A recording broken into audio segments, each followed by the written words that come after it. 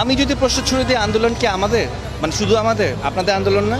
আপনারা তো গণকর্মী, আপনারা এই দেশের গণকর্মী, রাইট? এই আন্দোলন কি শুধু আমাদের? যদি আমি রিভার্স করি, আপনারা এখন আমার এখানে দাঁড়ান, আমি আপনাদের ক্যামেরা বুম নিয়ে দাঁড়াই, আপনার কি নিরাপত্তা আছে কদিন পরে, আজকে কালকে? বলেন। আমাদের আন্দোলন বলে জিনিসটাকে আলাদা করার কিছুই নাই এখন আর। এখন শুধু একটা গোষ্ঠী ছাড়া, তুমি বলো নাহলে আমি বলি, এখন যে কোনো একটা গোষ্ঠী ছাড়া সমগ্র জাতির একটা, আপনি জিজ্ঞেস করেন ইন্ডিভিজুয়ালি, যদি সম্ভব হয় জিজ্ঞেস করেন, কেউ চায় না এই গভর্নমেন্টকে আর, কেউ চায় না। আপনি আপনার বাচ্চাকে রেখে বাইরে যাবেন, সেই নিরাপদ নয়।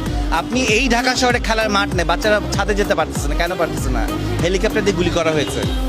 মিথ্যাইটা কয়টা সত্যকে আপনারা আড়াল করবেন? আপনারা চেয়ারে বসে বসে বলতেছেন ওরা ড্রাগস, ওদেরকে ড্রাগস দেওয়া হয়েছিল, এই জন্য ওদের কোনো সেন্স ছিল না। তো ড্রাগস নিলে আপনি মেরে ফেলতে পারেন? কোন রাষ্ট্রের আইনে আছে একজন ড্রাগ অ্যাডিক্টকে গুলি করে মারা যায়? আমি ড্রাগস নিয়েছি, এটা দায়বদ্ধতা আমার ফ্যামিলি, আমার প্যারেন্টসের। আমি ড্রাগস নিয়ে যদি